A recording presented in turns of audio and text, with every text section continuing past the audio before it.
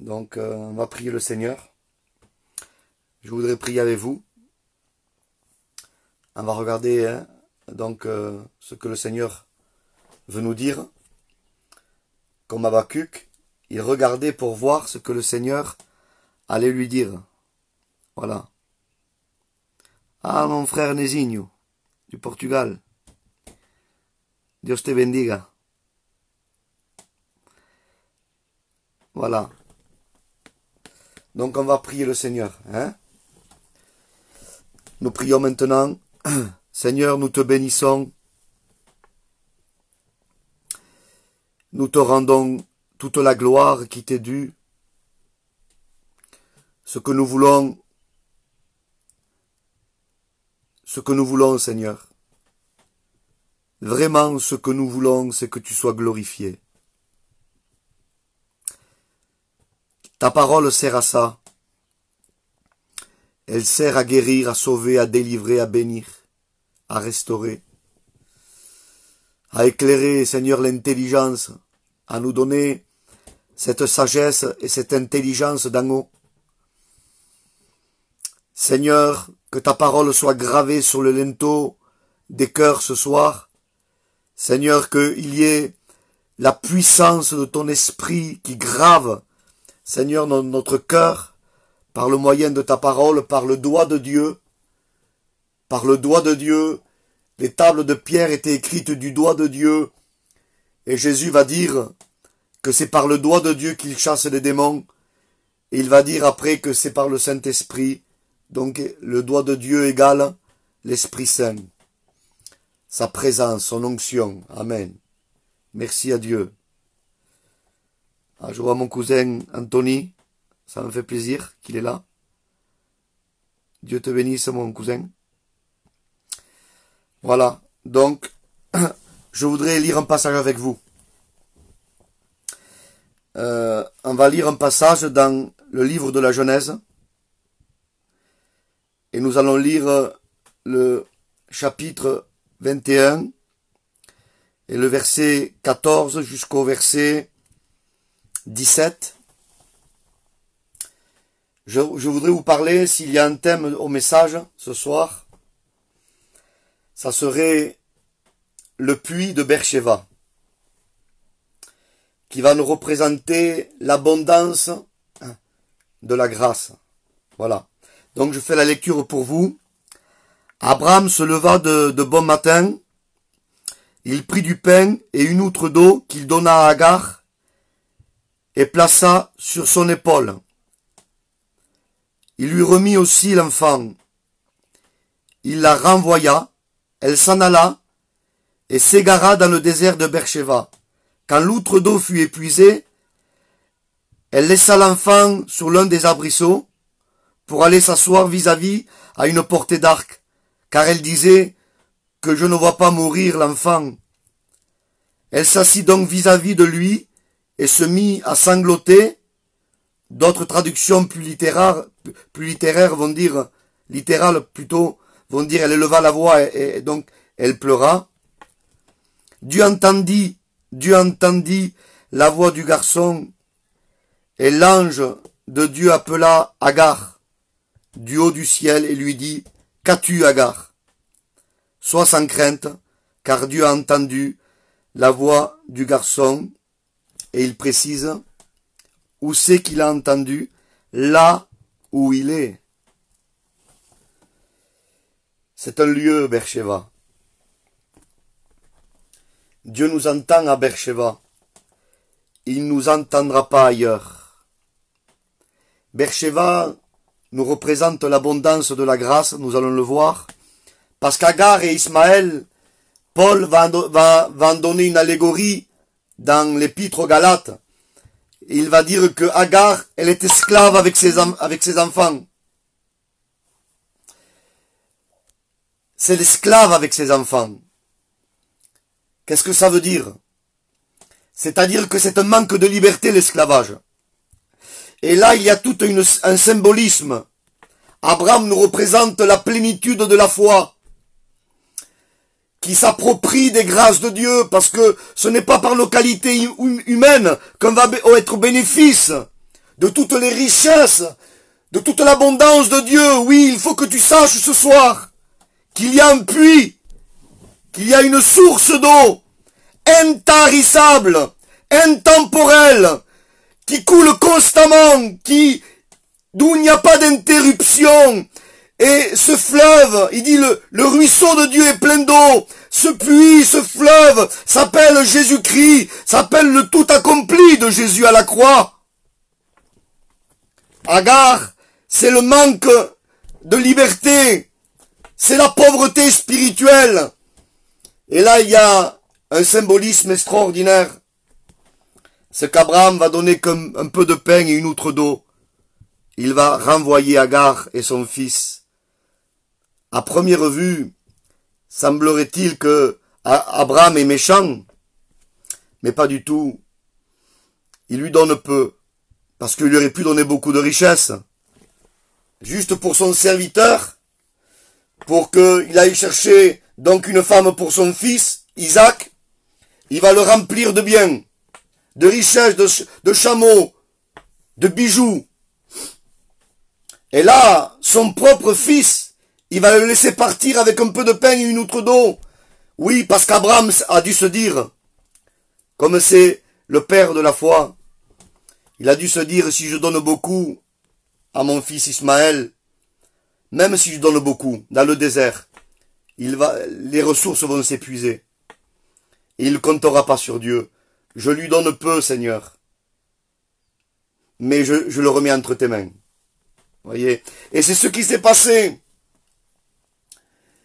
Si vous voulez, Dieu voulait amener Agar et Ismaël dans le lieu de l'abondance, là où il est, là où il devait être, dans une dépendance de Dieu. On a besoin de cette dépendance de Dieu.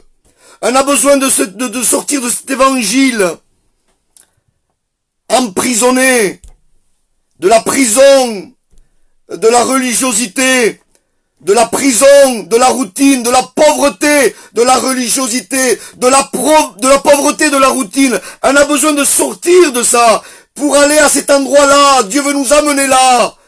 Il veut nous amener à cet endroit. Il dit quand les ressources étaient épuisées, ils ont vu, Dieu leur a parlé. Ils ont vu ce puits de Beersheba où ils vont se désaltérer.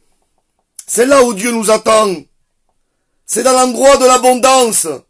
C'est là où Dieu, véritablement, voulait nourrir Ismaël, voulait nourrir Agar. Il voulait que ces deux personnes fassent l'expérience de l'abondance de la grâce. Oui, Abraham va renvoyer Agar qui était pourtant esclave. Qu'est-ce que ça veut dire ça? Il la renvoie, c'est-à-dire il lui redonne sa liberté. Puisqu'Agar était la servante de Sarah. Donc normalement, dans la logique, elle n'aurait pas dû partir. Mais là, il y a comme une liberté. Abraham la renvoie, en voulant dire sans ta liberté. Abraham, c'est la foi. La foi veut nous faire découvrir notre liberté. Veut nous amener dans le tout accompli de Christ. Et Beersheba, c'est vraiment le tout accompli de Christ. C'est Beersheba, le puits. Le mot Beersheba veut dire le puits des 7, le chiffre 7, et veut dire aussi le puits du serment. C'est là où Dieu fait un serment, il jure Dieu. Et puis il le dit dans le psaume 110, verset 4, il dit, l'Éternel l'a juré, Sheva, il l'a juré, il ne s'en repentira pas. Il parle concernant le Messie. Il va lui dire, tu es pour toujours sacrificateur, selon l'ordre de Melchisédek. Déjà, je voudrais qu'on puisse s'arrêter sur ça, parce que la richesse, c'est ça. Les chrétiens sont riches, mais parfois on se sert si peu de notre richesse. Savez-vous, la Bible nous le dit, qu'on peut être un prince et marcher comme un esclave. Même étant chrétien, parfois on peut être comme Agar et comme Ismaël, avec un manque de liberté, avec un manque d'épanouissement, avec des retenues, une retenue de la grâce. on retient l'abondance du fleuve de la grâce par des compromis, ou alors par des pensées préconçues. Parce qu'Agar nous représente, Paul le dit, l'Israël actuel, la Jérusalem actuelle. Et la Jérusalem actuelle, c'est des croyants sous la loi. Ceux qui ne s'épanouissent pas, ceux qui comptent sur leurs propres ressources. C'est pour ça qu'Abraham leur donne peu. En voulant dire, ne compte plus sur tes ressources. La loi a été donnée pour nous montrer qu'on est pauvre. Et qu'il n'y a que la grâce de Dieu qui puisse nous enrichir. Vois-tu, le symbolisme. Donc, si vous voulez, il est temps de s'approprier des richesses, de ce que nous avons. Et toi qui es là, en cet après-midi, il est temps que tu t'appropries de ces richesses qu'il y a en Jésus-Christ, de ce don parfait. Ce n'est pas le don, c'est quelqu'un. Dieu a tant aimé, qui nous a donné quelqu'un. Il nous a donné son Fils unique, afin que quiconque croit en lui ne périsse pas, mais qu'il ait la vie éternelle. Prenons ce qui est à notre disposition par la foi. Prenons, réjouissons-nous dans la maison de l'abondance et de la réjouissance. Je suis en train de penser au fils prodigue. Il avait un frère, le fils prodigue était parti lui. C'est pour ça qu'il était pauvre. Mais celui qui était resté, lui, il était avec le Père. Et pourtant, il ne se réjouissait pas. Il vivait pauvrement. Et il va dire à son père, tu m'as même pas donné un chevreau pour que je puisse me réjouir avec mes amis. Et le père lui a répondu, mais tout ce que j'ai est à toi. Parce que nous, on se croit mérité. On se croit payer une bénédiction. C'est un peu la mentalité symbolique d'Agar avec Ismaël, les croyants sous la loi qui veulent payer quelque chose, qui font confiance en leurs ressources. Et là, ils sont brisés spirituellement. Et elle a besoin de ce brisement, sachant qu'en nous, il n'y a pas les ressources, si ce n'est lui qui les dépose. Beersheba, et puis, j'ai bien aimé la façon où la Bible emploie des termes. Ils vont s'égarer à Beersheba. C'est incroyable. Pourtant, être égaré, c'est négatif. Mais là, s'égarer, là, le mot égaré est positif. Parce que les gens qui sont emprisonnés sous la loi, les gens qui sont emprisonnés dans une religiosité, dans un légalisme, ils ont besoin de s'égarer d'eux-mêmes. Ils ont besoin de sortir de leurs pensées, de leur conception évangélique pour arriver à ce véritable évangile où le ruisseau de Dieu est plein d'eau. Donc, si vous voulez, le serment c'est ça, Dieu l'a juré. Et il n'a pas déposé son serment sur un homme quelconque. On n'est pas assez fort, nous. Dieu n'aurait pas pu jurer sur nous. Il fallait quelqu'un de solide. Et ce qu'il y a de merveilleux en hébreu, Beersheba, le mot Sheva veut dire le serment où Dieu prête serment. Je l'ai juré, Sheva. Psaume 110, verset 4. Tu es pour toujours sacrificateur à la manière de Melchisédek. Une sacrificature qui ne passe jamais. Ce n'est pas la sacrificature araonique qui est passagère. La sacrificature messianique est pour toujours.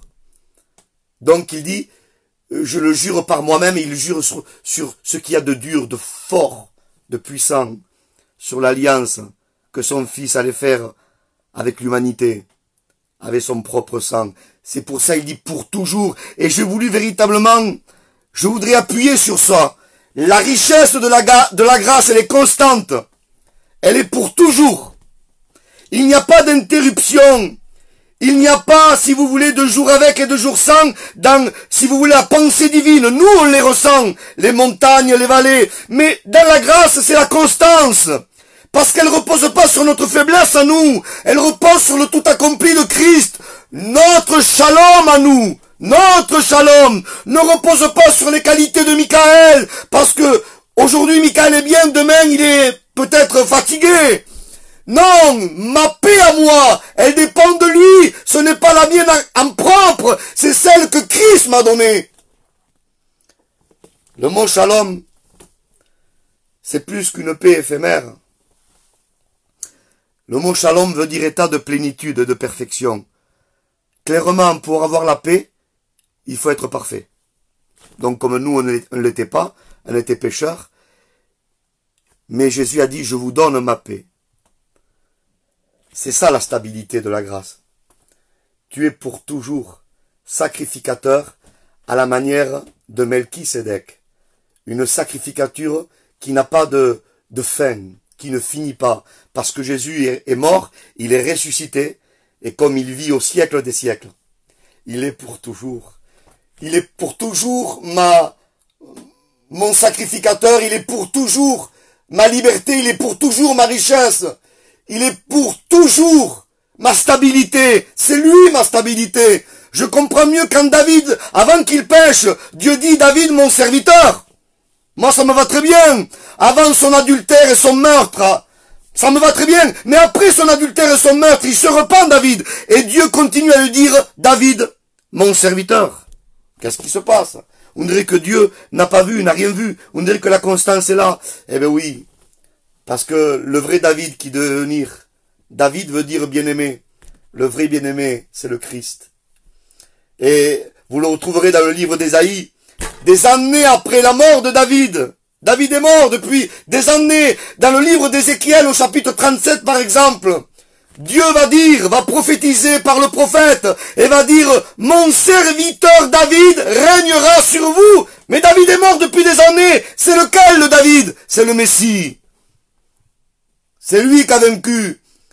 Le lion de la tribu de Juda, le rejeton de David a vaincu. Pour ouvrir le livre et rompre les sceaux. C'est lui le David, le bien-aimé. C'est pour ça que quand Jésus se baptise, Dieu va parler et va dire, voici mon fils bien-aimé, en qui j'ai pris plaisir. Voici mon David. Donc c'est la grâce. Notre richesse ne dépend pas de ce que nous sommes nous. Notre grâce, notre shalom, notre stabilité dépend du tout accompli de Golgotha. Et Beersheba, c'est ça, c'est la constance. Pour toujours. Je le jure, c'est le serment, le puits du serment, le puits où Dieu a fait serment. C'est un puits qui ne tarira jamais. Il ne fera pas défaut. Le puits de Jacob, lui, il était humain, traditionnel, religieux. La Samaritaine venait puiser à ce puits. Mais Jésus va lui dire, si tu connaîtrais celui qui te demande à boire, tu lui aurais toi-même demandé à boire, et lui, il t'aurait donné de l'eau vive. Oui, là, Jésus s'identifie, lui, au puits de Beersheba. C'est lui, Beersheba. C'est lui le 7, le chiffre de la grâce. C'est lui où Dieu a fait le serment. C'est lui. Et là, le devant deux puits, le puits de Jacob, le puits de l'instabilité, le puits de l'inconstance, le puits de la pauvreté, le puits de la religion, le puits du légalisme. Et là, Jésus, le puits vivant, la parole faite chair, la parole incarnée. Cessons d'aller au puits de Jacob, allons. À Beersheba, égarons-nous de notre religiosité, égarons-nous de notre misère, égarons-nous de notre pauvreté, éloignons-nous de ça, allons à ce désert merveilleux. Le mot désert, midbar, ça vient du mot davar, parler. Là où Dieu veut nous parler. C'est ce que Dieu avait dit au prophète Osée. Je séduirai Israël. Je l'attirerai au désert, midbar. Et là, je parlerai à son cœur, davar. Il va nous parler. Quand Dieu parle, il y a l'abondance de Dieu. Pour toujours, oui. La loi était l'ombre des choses à venir. Mais la grâce est la réalité de ces choses. La grâce est en Christ. C'est lui la grâce de Dieu. Souvenez-vous de Moïse. Moïse, il devait, si vous voulez, parler avec Dieu.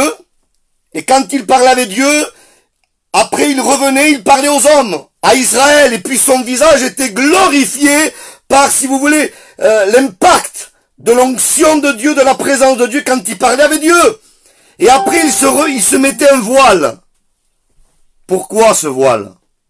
Certains disaient, il se mettait en voile parce que le peuple d'Israël ne pouvait plus regarder la gloire de Dieu. C'est faux!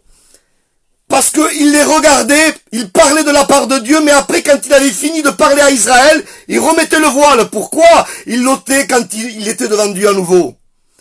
Parce que la Bible nous dit que cette gloire, elle était passagère sur son visage.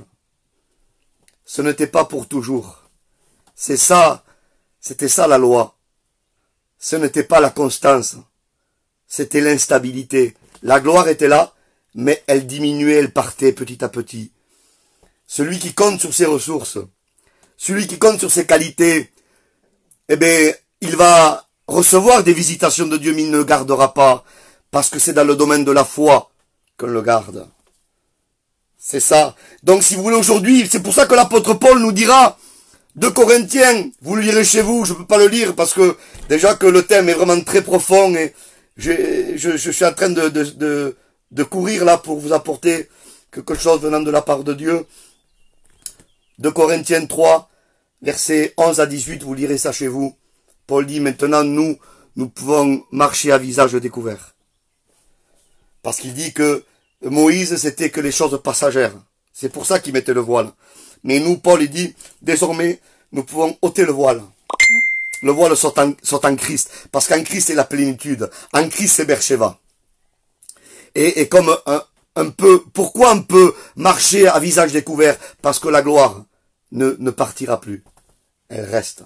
Parce que notre sacrificateur, il intercède pour nous. Et il est pour toujours. C'est ça, Bercheva. C'est ça la qualité de la grâce. C'est ça la richesse de la grâce. Il y a ce texte merveilleux, 1 Jean 1,7. Si nous marchons dans la lumière, comme il est lui-même dans la lumière, nous sommes mutuellement en communion. Et qu'est-ce qu'il dit? Et le sang de Jésus, son Fils, nous purifie de tout péché. Vous savez ce que c'est? Ça, c'est un verbe duratif. On appelle ça un verbe duratif. C'est un verbe qui dure. Le sang de Jésus, son Fils, nous purifie de tout péché. C'est pas passé, c'est pas futur, c'est duratif, c'est constant. Mais c'est ça la grâce de Dieu. Jean l'avait compris, le message. C'est la durativité, ce qui est dur, ce qui dure, ce qui est constant, ce qui est permanent. C'est ça la grâce de Dieu. Pour ça que la croix est intemporelle, souvent j'en parle. Mais comment ne pas en parler en même temps? C'est que si vous voulez, Jésus en croix a été, si vous voulez, a couvert le sacrifice journalier. Un holocauste le matin, un holocauste le soir. Jésus à la croix, on offrait le premier holocauste à 9 h du matin. Et le deuxième à 3 h de l'après-midi. Et c'est exactement où Jésus a été crucifié. On l'a mis en croix à 9 h du matin. Et il est mort à 3 h de l'après-midi. Jésus a couvert les 2 sacrifices journaliers. Le sang devait couvrir toute la journée.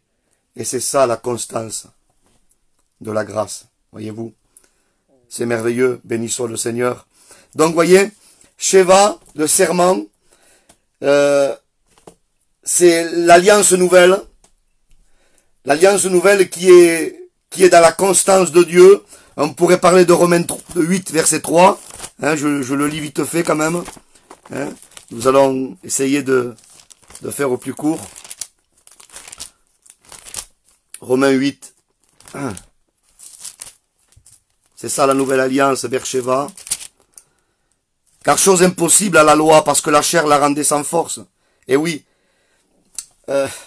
malheur à l'homme qui prend la chair pour appui. Notre chair est trop faible. Donc, voyez, ce que déclare Paul, chose impossible à la loi. Pas par rapport à la loi, mais par rapport à la faiblesse de la chair de l'homme.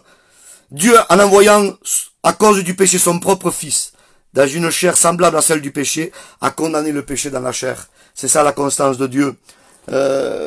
Jésus va dire en Corinthiens 11, 23, la Sainte Seine, il dit, voici, prenez mon corps qui est rompu pour vous. Et puis, la coupe de la nouvelle alliance à mon sang, elle était prophétisée, cette nouvelle alliance, dans Jérémie, chapitre 33, verset 33, très facile à mémoriser. Voici les jours viennent, oracle de l'Éternel, où je conclurai avec la maison d'Israël et la maison de Juda une alliance nouvelle. C'était prophétisé, l'alliance nouvelle. C'est une alliance qui ne finit pas, parce que la grâce, elle est parfaite. La loi ne pouvait rien amener à la perfection, mais la grâce de Dieu est parfaite, donc comprenez, on ne change pas une équipe qui gagne. Hein, combien c'est important. On pourrait lire aussi, je fais quelques lectures, après je ne veux pas vous fatiguer trop, hein, excusez-moi, mais Hébreux 8, verset 13.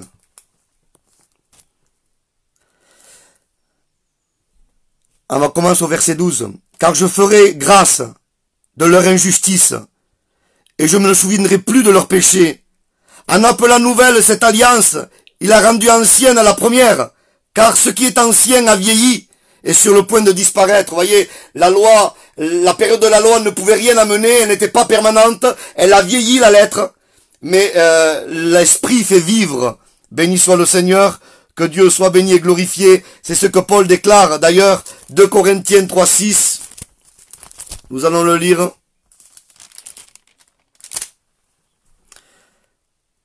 Car il nous a aussi rendus capables d'être ministres d'une nouvelle alliance, non de la lettre, mais de l'esprit, car la lettre tue, mais l'esprit fait vivre.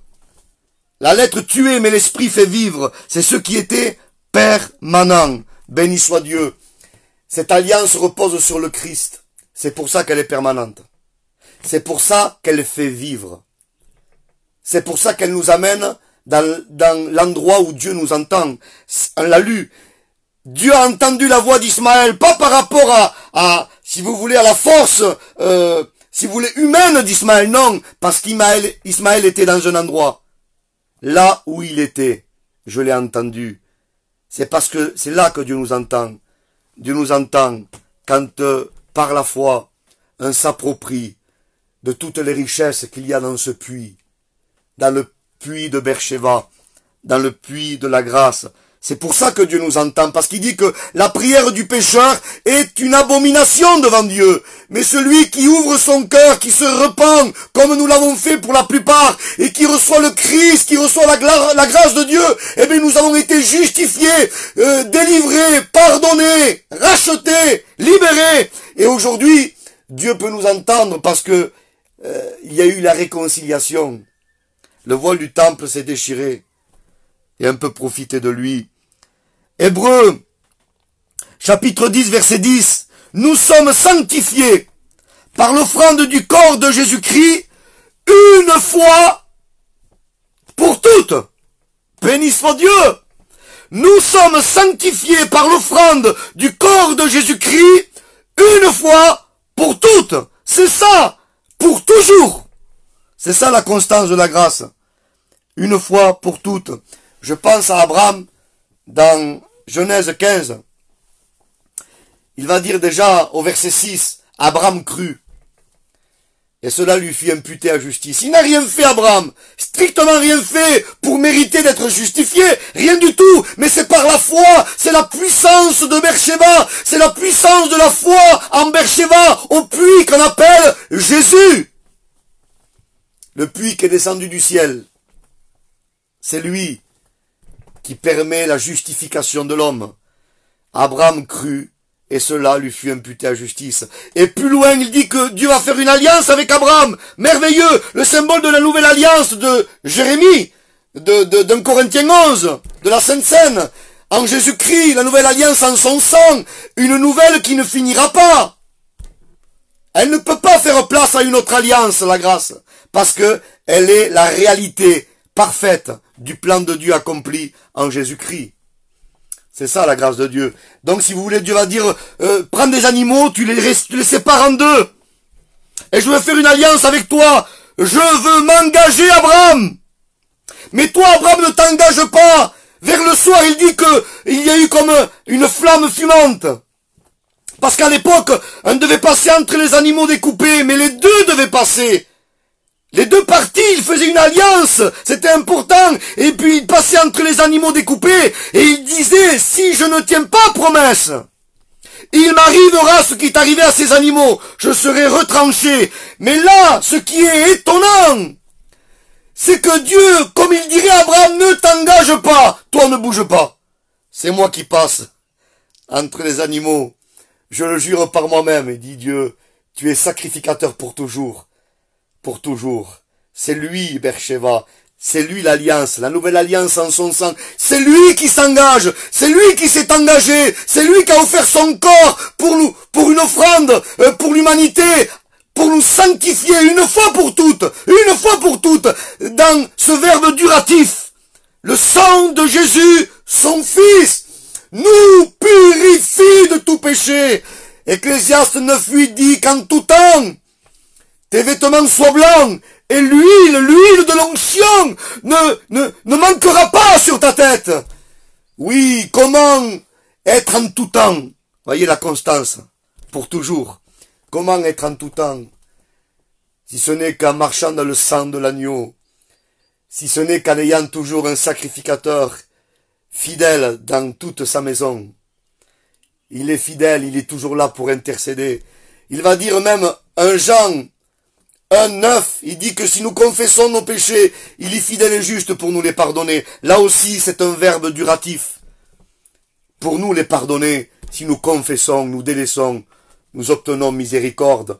Ésaïe 55 nous dit, notre Dieu, le nôtre Dieu, le vrai Dieu, le Dieu d'Israël, le Dieu de la Bible, le Dieu créateur du ciel et de la terre, le vrai Dieu, notre Dieu, pas pas le veau d'or, pas le Dieu de la religion, non, le vrai Dieu, il ne se lasse pas de pardonner celui qui se repent avec un cœur sincère.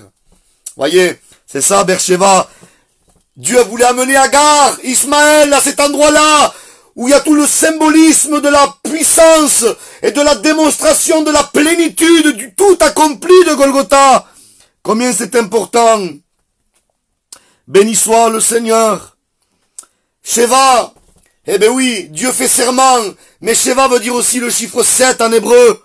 C'est la perfection de Christ. Nous, on n'y arrive pas, on ne pouvait pas y arriver. C'est un peu le symbole de Apocalypse 13-18, de la marque de la bête. Il dit, c'est un chiffre d'homme.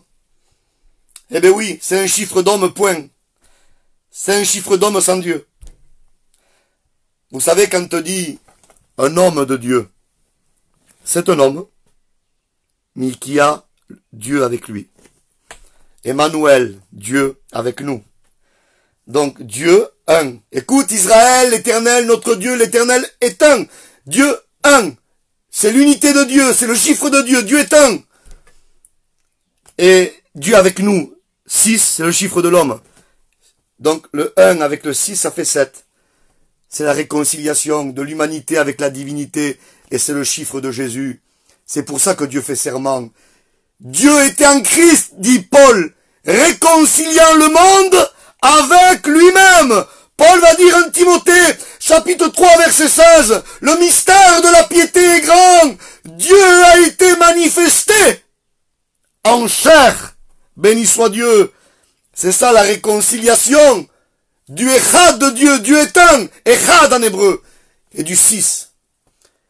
C'est la perfection, la réconciliation. On comprend ce que c'est cette marque de la bête. 6. L'homme est une pluralité. L'esprit, l'âme et le corps. C'est un homme avec son esprit, son âme et son corps sans Dieu.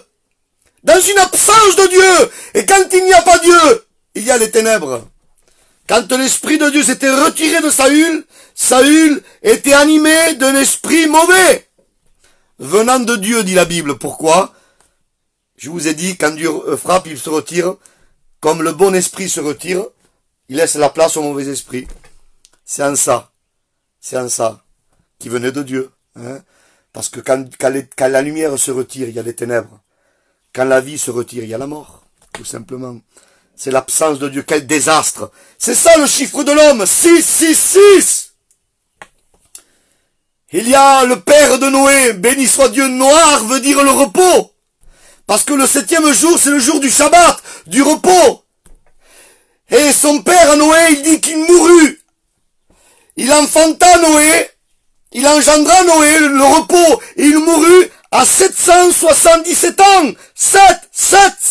C'est l'image du repos. Il dit le Dieu de paix, un Thessaloniciens, chapitre 5, verset 23, le Dieu de paix vous sanctifiera. Qu'est-ce qui sanctifie? Il dit le jour du Shabbat. Vous le sanctifierez. C'est un jour saint. Vous comprenez?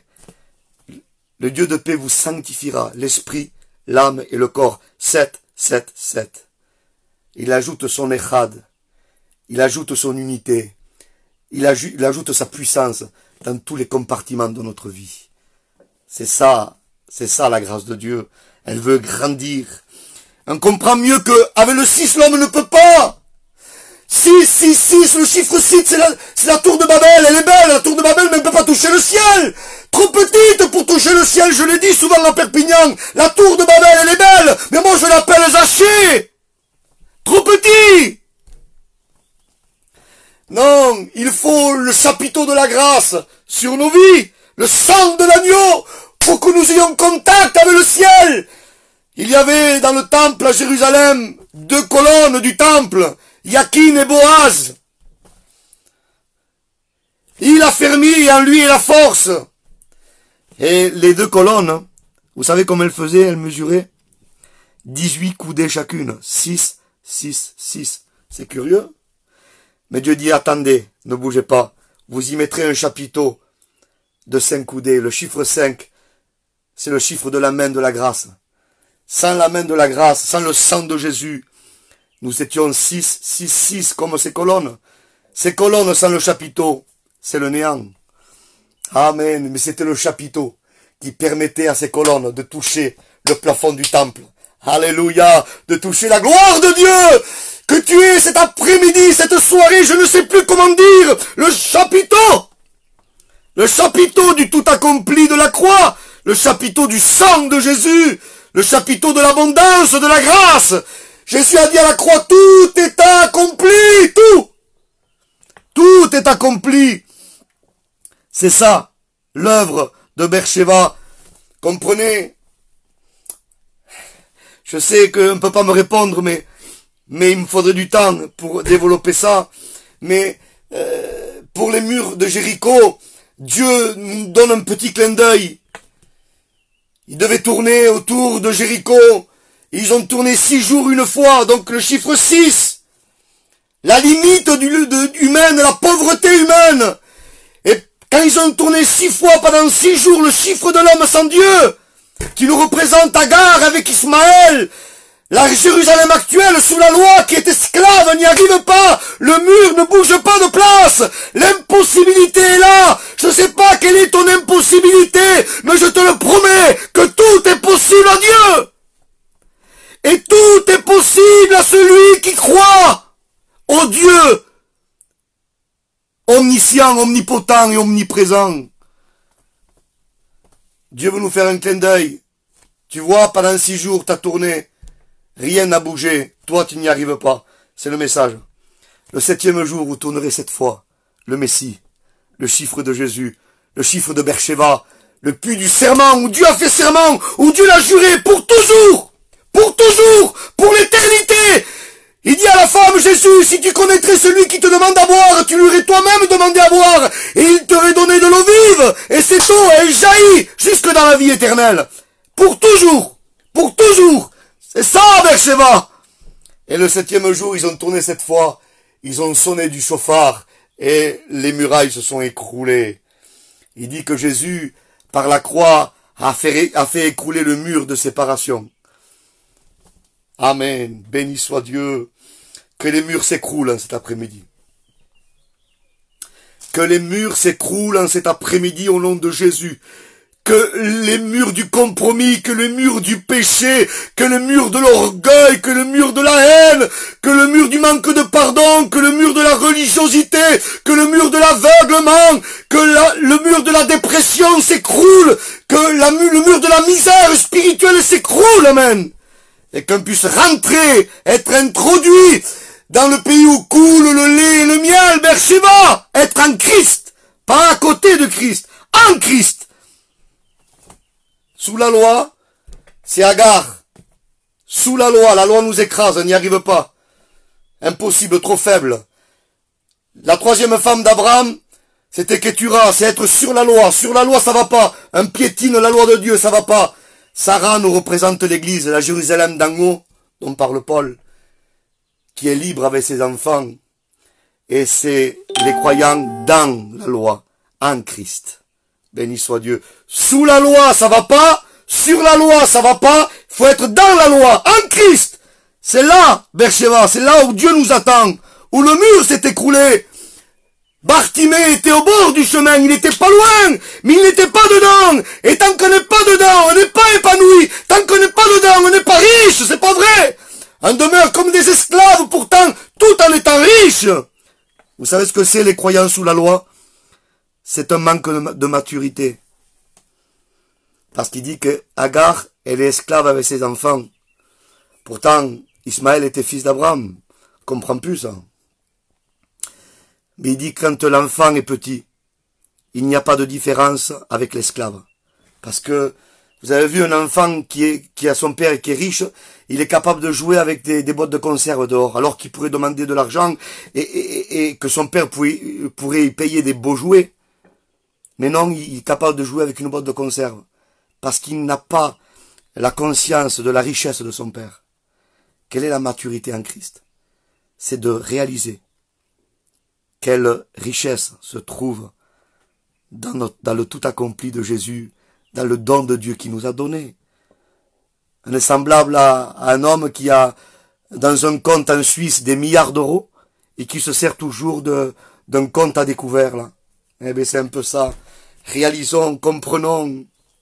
La prière, ce n'est pas, si vous voulez, une sonorité vocale. La prière, ce n'est pas une démonstration d'éloquence. La prière, c'est un endroit, la prière. Là où il était, c'est à Beersheba que Dieu nous entend. C'est quand notre cœur s'incline et quand on comprend que nos ressources à nous sont épuisées, qu'on a besoin de puiser auprès de lui. C'est auprès de lui qu'est la source de la vie. Psaume 36, verset 4. Auprès de toi est la source de la vie. Béni soit le Seigneur. Moïse a fait cette expérience aussi. Et je vais finir, hein, promis. Il était devant la nuée pendant 6 jours. Croyez-moi que Moïse devant la nuée, il a dû souffrir. C'était dur. Ça, c'est l'impossibilité humaine. C'est Agar avec ses enfants. Le 7e jour, Dieu l'appela à rentrer à l'intérieur, en Christ, à l'intérieur du puits de Beersheba. Et là, le miracle s'est fait. Moïse est resté 40 jours et 40 nuits, sans manger ni boire, un miracle. Un miracle, un miracle. Moïse a vécu le miracle. On peut cesser de manger pendant 40 jours, mais de boire, on ne peut pas. C'est pas possible. Et il est précisé que Moïse ne mangea pas et il ne but rien pendant 40 jours. Dieu veut nous dire clairement là, le jeûne de Moïse, il dépend pas de l'humain, il dépend du divin. C'est un miracle le jeûne de Moïse. Tandis que quand Jésus a jeûné, Jésus a tout fait en tant qu'homme. Il dit qu'il ne mange pas pendant 40 jours, mais il n'y a pas la précision qu'il ne but pas pendant 40 jours. Savez-vous pourquoi? Le jeûne de Jésus est plus grand que celui de Moïse. Parce que Jésus a voulu jeûner aussi en tant qu'homme. Il est né en tant qu'homme. Il est mort en tant qu'homme pour nous réconcilier avec le Père. Il a tout fait en tant qu'homme. Moïse, lui, c'est un miracle. Rentrons le 7e jour, le jour du Messie, béni soit Dieu, que son saint nom soit glorifié. Il y a quelque chose de curieux dans la Bible. C'est marqué de partout. Hein, écoutez, hein. Je vous donne un texte, par exemple, Lévitique 1, verset 17. Concernant les sacrifices qui étaient offerts aux Lévitiques, toute la Torah nous parle de sacrifice. C'était l'ombre des choses à venir. C'était des préfigurations de Christ, du sacrifice de Jésus. On le sait ça. Et il dit que ces sacrifices-là étaient d'un parfum agréable à Dieu. Ça, je vous l'ai souvent dit à Perpignan. Mais quand je parle de Beersheba, je suis obligé d'en parler, excusez-moi. Un sacrifice agréable à Dieu. Le vrai texte, c'est Réach Nichoach. Une odeur de repos. Une odeur de repos. Attendez. Dieu a besoin de repos? Puis c'est marqué! Nos versions à nous, ils disent une odeur agréable. Mais le vrai mot, Réach Nichoach, une odeur de repos. Donc, Dieu a besoin de se reposer. Oui! Dieu avait besoin de se reposer. Dieu avait besoin du serment de quelqu'un qui pouvait s'appuyer. Il regarde l'homme tous corrompu, pas injuste. Dieu avait besoin d'un appui de quelqu'un. Il avait besoin d'un deuxième Adam. Et le deuxième Adam, c'est Jésus. C'est lui, par son œuvre expiatrice à la croix, qui a permis de faire rentrer Dieu à nouveau dans son repos, parce que la préfiguration du sacrifice de Jésus dans les sacrifices animaliers de la Torah nous disait que Dieu attendait un repos qu'il n'avait pas. Incroyable. Genèse 2:7, Dieu avait soufflé dans les narines d'Adam, c'est le verbe nafar. Nafar veut dire respirer, quelqu'un qui meurt et qui rend le dernier souffle. C'était déjà prophétisé que Jésus à la croix allait rendre son dernier souffle pour donner la vie à l'humanité. Et c'est ce que Dieu est en train de faire avec Adam. Il le forme de la poussière, de la glaive, de la terre. Et il va souffler Nafar comme il rendrait l'âme pour donner la vie à Adam. Il le forma de ses mains. Je l'ai dit à Perpignan dernièrement. Le mot formé en hébreu, yatsar, est toujours écrit avec un yud. Le yud, ça veut dire la main en hébreu. La première lettre du mot yatsar formé, c'est un yud. Et là, Genèse 2:7, il y a une faute d'hébreu. C'est incroyable. On ne retrouve plus ce verbe écrit comme il est écrit dans Genèse 2:7. Dans Genèse 2:7, il est écrit avec deux yud. Deux mains. Mais c'est une faute parce que le verbe yatsar est toujours avec un seul yud. Il y a une faute d'hébreu. L'esprit a voulu qu'il y ait cette faute-là. Parce que deux mains, deux yud, c'est deux mains. C'était préfiguratif. Nafar, il rance l'âme pour donner la vie à Adam. En voulant dire avec mes deux mains clouées, je reformerai l'humanité. Parce que savez-vous qu'Adam est un singulier, mais il est aussi un pluriel. Un dit pas en hébreu, les Adamim. Im, c'est le pluriel. On dit les Adam. Parce qu'Adam, c'est singulier, mais ça peut dire aussi la personne, mais ça peut dire aussi toute l'humanité. Et là, il y a une prophétie. Il y a une prophétie. Vayitzer, avec deux yud.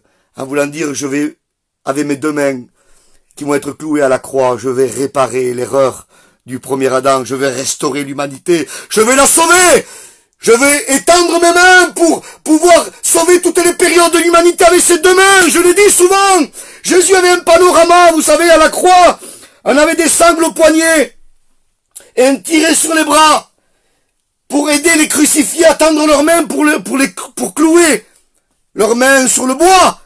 Et je voyais Jésus, il voyait le monde invisible, Jésus. Et Jésus avait un panorama là. En tendant sa main droite, il voyait tous ceux de l'ancienne alliance, depuis Adam, depuis Seth, depuis Enoch, depuis Mathusalem, depuis les patriarches, depuis Noé, depuis Moïse, depuis Abraham, Isaac, Jacob, tous les rois d'Israël, les bons rois, tous les prophètes. Il les a sauvés par anticipation, il les attendait. Ils attendaient le Messie, ils étaient, si vous voulez, dans l'attente du Messie. C'est pour ça que la croix les a sauvés, par anticipation. Et Jésus voyait tous ceux de l'Ancien Testament. C'est ce qui a motivé Jésus à tendre sa main, là, son bras. Non, la main de l'Éternel n'est pas trop courte. 4000 ans entre le premier Adam et le deuxième Adam. Jésus, avec ce bras, est allé chercher les 4000 ans d'histoire avant Jésus. Il a regardé ses contemporains droit devant lui. Il a vu tous ses contemporains, tous les hommes et les femmes qui l'ont suivi. Il les a regardés, il les a sauvés. Et avec ce bras, il est allé au futur, prendre tout, la première église primitive, les pères apostoliques, les pères de l'église, les mouvements, si vous voulez, des protestants, des baptistes, des pentecôtes, notre mission Vie Lumière, tout du futur, pour les amener à la croix, tous. C'est ça, Golgotha. C'est ça, Beersheba.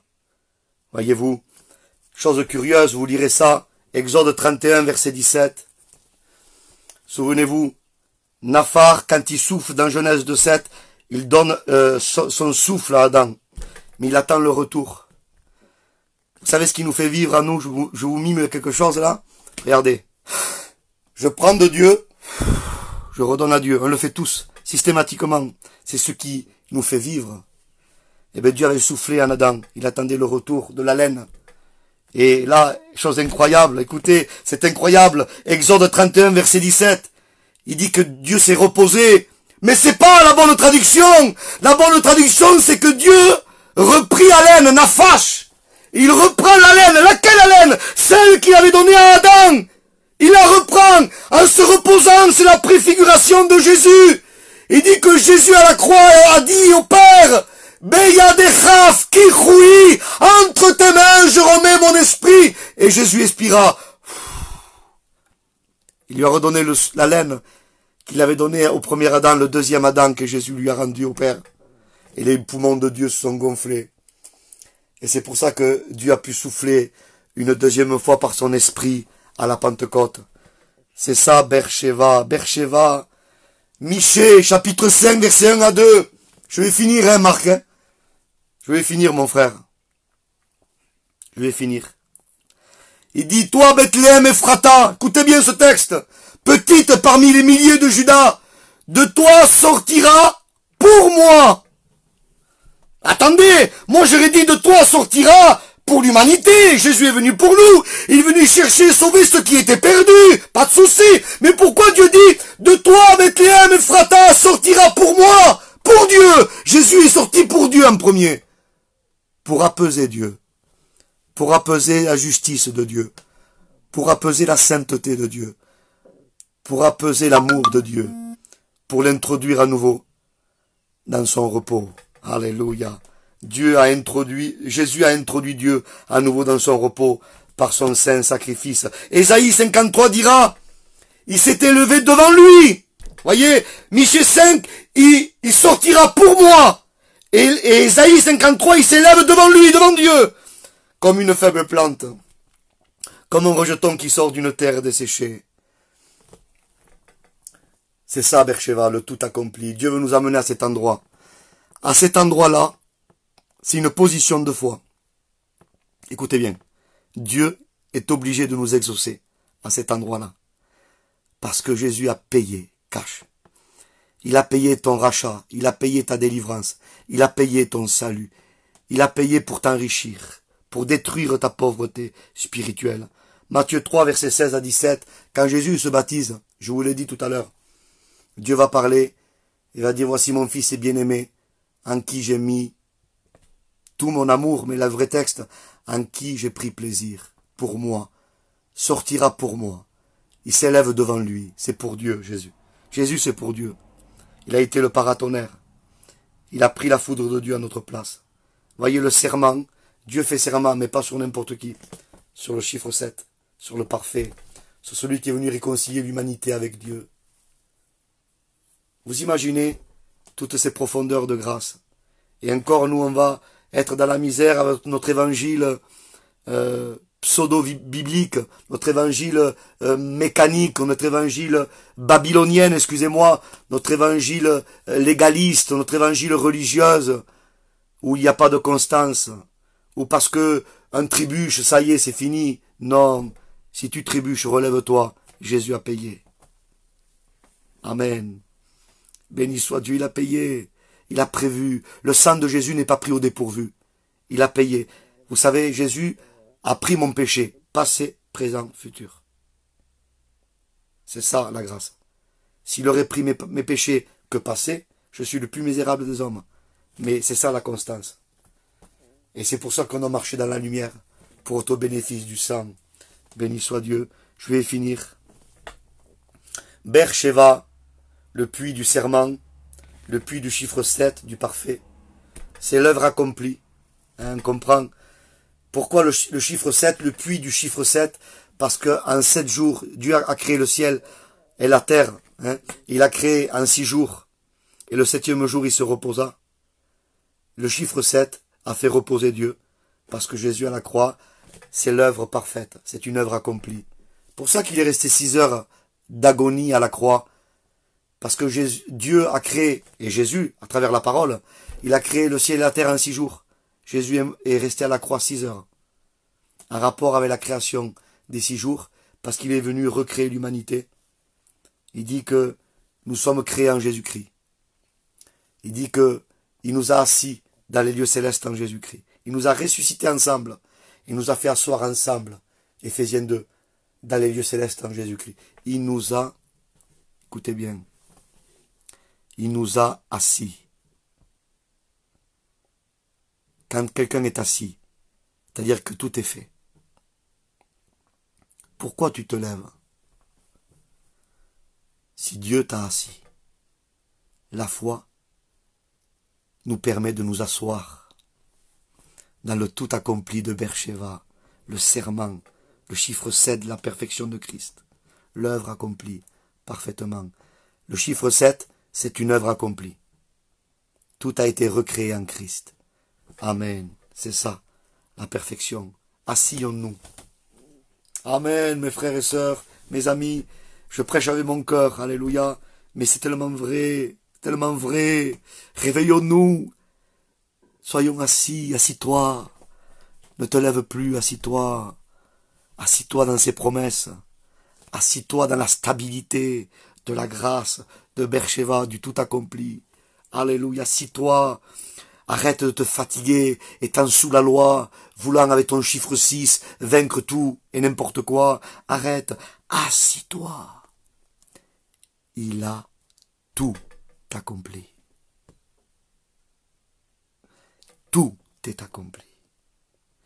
Je finis avec ça. Dans l'hébreu, le mot Sheva veut dire serment, veut dire le chiffre 7.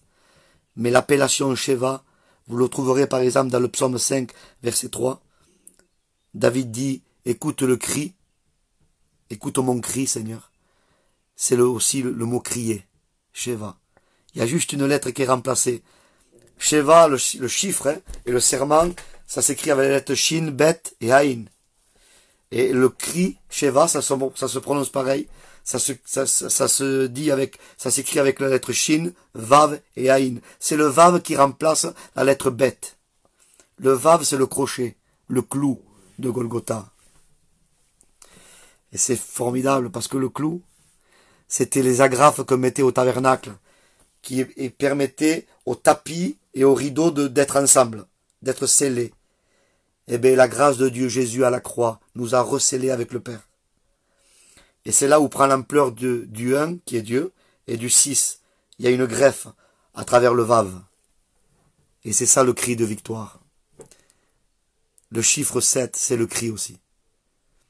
Le cri qui est écouté de Dieu. Quand il dit dans le psaume 34, quand le malheureux crie, l'Éternel l'entend. Eh oui. Et ce malheureux, ça peut être toi, moi, tout le monde. Mais tu sais pourquoi notre cri peut être entendu? Parce que ce psaume-là, en priorité, il est messianique. Et dans ce psaume, le malheureux juste qui paye à notre place, c'est Jésus, le Messie. Parce que plus bas, dans le psaume, il dit, on peut compter tous ses os. Et qui sait qui n'a pas eu les os brisés? Si ce n'est le Christ à la croix. Vois-tu? Le cri, il dit que, je l'ai devant moi, Matthieu 27, verset 50. Jésus à la croix, poussa un grand cri. Sheva. Le cri, le chiffre 7, le parfait, le serment, où Dieu a juré. C'est un cri intemporel. Je finis par ça. C'est par rapport à ce cri qu'on peut être écouté. Je comprends mieux qu'Ismaël a été écouté à cet endroit-là. Le cri est allé dans le passé, dans le présent et dans le futur, de toutes les périodes de l'espace-temps. Le cri de Jésus à la croix résonnait déjà aux oreilles de Dieu pour sauver ceux du passé, ceux du présent et ceux du futur. Je comprends mieux que Ismaël a été entendu. C'est pas par rapport à sa corde vocale à lui. C'est par rapport au cri de victoire que Jésus allait pousser à la croix. Ce cri nous transporte notre cri et l'amène devant Dieu. C'est ça, le cri de Beersheba. Je finis, c'est promis. Marc, il me tue. Hein. Je finis en disant ça. Vous savez que je ne veux pas parler de science, mais il y a eu un Big Bang, une grande explosion. Et des chercheurs avec des sondes très perfectionnées, ont essayé d'écouter le ciel. Et on appelle ça des rayonnements fossiles. Ils ont vu, si vous voulez, le rayonnement du bruit du Big Bang. Eh bien écoutez, il est encore dans l'univers tellement que ça a explosé. Encore aujourd'hui. On peut écouter les ondes du rayonnement fossile du Big Bang. Encore il se promène dans l'univers. Je peux t'affirmer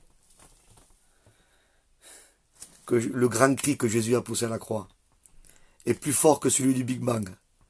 Et il est intemporel. Il est encore audible aux oreilles de Dieu pour transporter la voix du pécheur et l'amener vers Dieu, pour transporter nos prières et les amener vers Dieu. Ce bruit-là, ce son du cri de Jésus est là. Il est là avec moi, il est avec toi. Il est dans l'univers. Il est dans tout l'espace-temps. Dans tout l'espace-temps. C'est le cri du grand victorieux, de celui qui a triomphé sur Satan, sur le péché, sur les démons. Il les a livrés un spectacle en triomphant par la croix. Ce cri, Sheva, entends mon cri. Oui, Dieu a entendu ce cri. C'est le cri du parfait. C'est le cri sur celui que Dieu jure et qui s'en repent pas. C'est le cri du parfait. Beersheba, le serment, le chiffre 7 et le cri. Donc sur ce, tu veux te trouver à Beersheba? Écoute bien. Vas-y par la foi.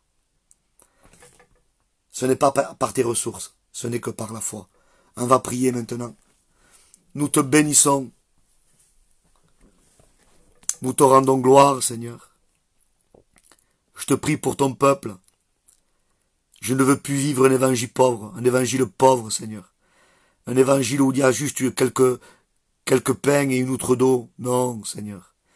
Je veux m'approprier par la foi des mets succulents qui sont à Beersheba. Oui, cette table où il y a toutes les richesses de Dieu, où Dieu nous invite à manger ce qu'il mange lui. Venez vous rassasier, il dit. Pourquoi travaillez-vous pour ceux qui ne rassasient pas? Pourquoi tant de peine pour ceux qui ne nourrissent pas? Venez et mangez ce qui est bon. Rassasions-nous à Beersheba. Viens à cet endroit-là. Dieu veut écouter ton cri. Parce que Jésus a crié le cri de victoire qui a fait écrouler le mur de Jéricho. Amen. Merci à Dieu. Merci pour votre patience. Que Dieu vous bénisse. Un grand shalom de la part de Jésus-Christ. Amen.